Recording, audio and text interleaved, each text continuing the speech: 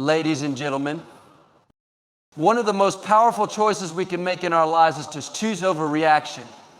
It's easy to fall into the trap of reacting when someone hurts us, disrespects us, or does something that frustrates us. In those moments, it feels natural to lash out, to defend ourselves, or to retaliate. But here's the truth: when you react impulsively, you give away your peace, your joy, and your sense of control. The person who hurts you, the situation that bothered you, none of it is worth the precious peace that you carry inside of you. Choosing peace means making a conscious decision to pause before you react. It means realizing that your emotions are yours to manage, not someone else's to dictate. In the heat of the moment, it's easy to give into our emotions. Anger, frustration, disappointment, they all seem to take over our thoughts and drive our actions. But in those moments, we have the power to choose a different path. Instead of reacting, take a step back. Breathe. Give yourself a moment of stillness. When we choose peace, we rise above the situation and we create space for clarity. When you're at peace, you're not controlled by the circumstances around you. Instead, you're in control of how you respond. The person who cuts you off in traffic, that's their issue, not yours. The coworker who undermines you or speaks negatively about you, their words are a reflection of them, not a reflection of you. When you react, you allow them to control your emotional state. But when you choose peace, you take that control back. Choosing peace doesn't mean you're weak or passive. It means you're strong enough to refuse to let external forces shake your internal calm. It means you understand that your peace is too valuable to be taken away by the opinions or actions of others. You can be firm, strong, and assertive without giving up your peace. You can stand up for yourself, protect your boundaries, and still hold on to that inner tranquility. What often happens when we don't react is that we gain perspective. We allow time for our emotions to settle, and we can think clearly about how to handle the situation. You might find that after a few moments of calm, the issue doesn't seem as big as it initially did. What once felt like an attack might now look like a misunderstanding or small passing event. When you're at peace, you can see things from a higher perspective and you're able to respond with wisdom, not just emotion. And remember, choosing peace is not about avoiding conflict or pretending everything is fine when it's not. It's about giving yourself the grace to respond thoughtfully rather than impulsively. When you choose peace, you honor your own emotional health and set an example for others. You show them that they cannot disturb your joy, your sense of purpose, or your peace. In doing so, you create a ripple effect that can inspire those around you to choose peace as well. Choosing peace over reaction doesn't mean ignoring problems. It means addressing them with a calm, clear mind. Rooted in a sense of inner strength, when someone hurts us, our natural instinct is often to retaliate with anger, frustration, or even bitterness. But what if, instead of reacting with negative energy, we responded with love? Love is a powerful force. It has the ability to heal, to transform, and to disarm even the harshest situations. Choosing to respond with love rather than anger takes strength, patience, and trust. It's not about being passive or letting people walk all over you. It's about understanding that love is the most powerful way to address conflict. Responding with love means not letting someone else's negative behavior dictate your response. When someone insults you, belittles you, or tries to provoke you, love doesn't mean accepting that behavior or remaining silent. It means refusing to meet negativity with more negativity. Love means setting boundaries, but doing so in a way that isn't driven by hostility. Instead of responding with a sharp word or a defensive posture, love allows you to pause and consider the bigger picture. Often the person who is hurting you is themselves in pain or struggling in ways you may not even understand. Responding with love doesn't excuse their behavior, but it shifts your focus from their actions to a higher, more compassionate perspective. When we choose love, we break the cycle of retaliation. We create an environment where healing can happen, both for ourselves and for the person who wronged us. When we respond with kindness instead of anger, we're not only protecting our own peace, we're also creating a space where reconciliation can take place. Love disarms bitterness. It neutralizes the hurt and opens the door for understanding. Choosing love doesn't mean that you allow others to treat you poorly. In fact, loving yourself means knowing when to stand up for yourself and set healthy boundaries. Love is not about being a doormat, it's about maintaining your dignity while still treating others with respect. When you respond with love, you take the high road, and in doing so, you elevate the entire situation. Your response becomes a reflection of your inner strength, your values, and your capacity for grace. Love also has the power to change the dynamics of a conflict. Have you ever noticed how when someone is rude or harsh, if you respond with a kind word or a calm demeanor, it often diffuses the situation? It's as if the tension is lifted. That's the power of love in action. It's not just a passive feeling, it's an active force that transforms the environment around you. When you respond with love, you shift the atmosphere from one of conflict to one of potential resolution. And remember, love is not always about giving in or agreeing with the other person's point of view. It's about maintaining a heart that is open, even when things are difficult. It's about choosing empathy over judgment, patience over frustration, and understanding over anger. It's a choice to respond with the intention of peace, even in the face of hurt. So when life gets tough, when people disappoint you, and when situations arise that test your patience, remember that you have the power to respond with love. It may not always be the easiest choice, but it is always the most powerful. Love can heal wounds, calm storms, and restore relationships in ways that anger never could. Choose love. It's a choice that changes everything.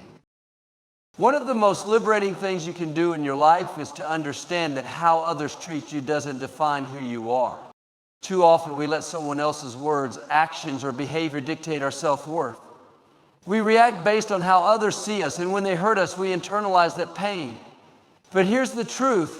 Your value, your self-worth, and your sense of identity should never be determined by someone else's behavior. It doesn't matter how they treat you, what they say about you, or how they judge you. What matters is how you see yourself. When we allow other people's behavior to shape how we feel about ourselves, we give them control over our emotional state. The person who speaks negatively about you or treats you unfairly is not the one who should determine your peace. If you're constantly reacting to what others say or do, you're giving them too much power. Instead, learn to stand firm in who you are and in the truth of your identity. You are not the sum of someone else's opinion of you. You are who you believe. You are strong, worthy, capable, and deserving of peace and respect. When you stop letting others define your attitude, you take back your power. You take control over your emotional health and peace of mind. You stop looking for validation in other people's actions or opinions and instead find it within yourself. It's empowering to know that no one can take away your peace unless you let them. People can't make you feel inferior without your permission. They can't make you angry, upset, or discouraged unless you allow it. The key to not letting someone's behavior define your attitude is to develop a deep sense of self-awareness. You need to know who you are and whose you are. When you're clear about your worth, and when you know that you are created with purpose and value, no one's words or actions can shake that foundation. Even when someone insults you, undermines you, or tries to tear you down, you'll remain grounded in your own sense of worth. You have the ability to rise above hurtful comments or actions. It's not always easy, especially when the hurt feels personal, but remember, when people lash out, it often says more about their struggles than it. Rising above negativity is one of the most powerful actions you can take in any situation. Life is full of challenges, difficult people, and situations that test your patience. Negative energy is all around us, whether it comes from people at work, within our family, or even from the media and the world at large. In these moments, it's tempting to fall into the trap of reacting in kind, matching negativity with more negativity. But the true strength lies in rising above it, refusing to let it pull you down to a level that doesn't align with your peace, your purpose, or your values. When you choose to rise above negativity, you're not giving into the toxic environment around you. You're actively deciding to operate from a higher place. Negative people might try to drag you into their drama, their complaints, or their frustrations, but when you don't engage, you keep yourself above it all. You rise, and in doing so, you protect your own energy. You're not allowing the weight of someone else's bad mood or negativity to define how you feel or how you act. It's a choice to rise above, to not be dragged into the gutter, but to stay focused on what really matters. This doesn't mean ignoring the negativity or pretending it doesn't exist. It means you choose not to let it consume you. You acknowledge that negative things are happening, but you refuse to let them disrupt your peace. You realize that while you cannot control what others do or say, you have full control over how you respond. When you rise above negativity, you stop engaging in unnecessary arguments, unproductive gossip, or the cycle of complaints. Instead of getting caught up in a toxic situation, you let it go. You shift your focus back to what you can control, your own attitude and actions. Rising above negativity also requires a shift in perspective. Negative situations, as frustrating as they can be, can often be stepping stones toward growth. By choosing to rise above, you're choosing to view those situations as opportunities to learn and grow stronger. Instead of being pulled down into a pit of despair, you use the experience to strengthen your resolve. You look for the lesson, the silver lining, and the wisdom that can be gained. This perspective not only helps you avoid getting stuck in negative cycles, but it also helps you build resilience. When you don't engage with negativity, you free yourself from unnecessary emotional weight. You don't have to carry the burden of other people's anger, frustration, or bitterness. It's not your job to fix everyone or to change every negative situation. Your job is to maintain your peace, your focus, and your joy. By doing so, you create a ripple effect that can positively influence those around you. Sometimes, just by refusing to engage with negativity, you offer a different perspective that others can begin to adopt as well. Your actions can inspire others to rise above, too. The truth is, rising above negativity is not just about ignoring the bad. It's about choosing to protect your peace and focusing on the bigger picture. It's about choosing to stay aligned with your values and your purpose, even when the world around you seems filled with chaos. When you rise above, you refuse to let external circumstances determine your internal state. You remain grounded in who you are, and that makes all the difference. Guarding your heart is one of the most important practices you can adopt in life. Your heart is the seat of your emotions, your passions, and your dreams. It's the core of who you are, and it deserves to be treated with the utmost care and respect. In a world full of hurt, disappointment, and distractions, it's easy to let your heart become a target for negativity. But when you guard your heart, you protect your peace, your joy, and your sense of purpose. To guard your heart means to protect your emotional well-being from the damage that can come from external forces. Every time someone betrays your trust, speaks ill of you, or mistreats you, your heart is vulnerable. It's natural to feel hurt in those moments, but the key is to not allow that hurt to consume you or to define how you move forward. By guarding your heart, you ensure that you don't carry unnecessary emotional baggage. You prevent other people's negativity from poisoning your spirit. But guarding your heart isn't just about shielding it from pain. It's also about being intentional with the things you allow in. Your heart is a delicate space that should be nurtured with positivity, love, and encouragement. You wouldn't allow someone to walk into your home and start throwing garbage around, so why would you let negative words, harmful energy, or toxic people invade your heart? You have the power to choose what you let in and what you keep out. This means being selective about the people you surround yourself with, the things you listen to, and the environments you expose yourself to. When you guard your heart, you make a conscious decision to only let in what helps you grow. You protect yourself from those who try to manipulate you, belittle you, or drain your energy. It's about creating healthy boundaries and respecting your own needs. Sometimes guarding your heart means saying no to situations, people, or behaviors that don't serve your well-being. It might mean stepping away from toxic relationships or distancing yourself from environments that bring you down. It's a loving act of self-care, recognizing that your emotional health is just as important as your physical health. However, guarding your heart doesn't mean closing yourself off from the world. It's not about building walls around your emotions or shutting out love and connection. Instead, it's about being wise with how much you invest in others and being discerning about where you direct your energy. It's about protecting your peace while still allowing room for meaningful relationships, for growth, and for joy. By guarding your heart, you can open yourself up to the right people, the right opportunities, and the right experiences that align with your true self. When you guard your heart, you also protect your purpose. You are here for a reason, and your heart is the compass that guides you toward it. The more you safeguard your heart from negativity and distractions, the clearer you will become about what matters most to you. Your heart holds the dreams and desires that are uniquely yours. Don't let the pressures of the world or the opinions of others drown out that inner voice. When you protect your heart, you create the space to hear your true calling and move forward in the direction you're meant to go. By guarding your heart, you're also investing in your future. You're choosing to cultivate a life that is centered around peace, positivity, and purpose. Trusting in the bigger picture is one of the most empowering choices you can make in your life. Life is often filled with uncertainty, challenges, and moments that don't make sense. You might find yourself facing a difficult situation or dealing with a setback, and it's easy to question why things are happening the way they are. But when you trust in the bigger picture, you let go of the need to control every single detail.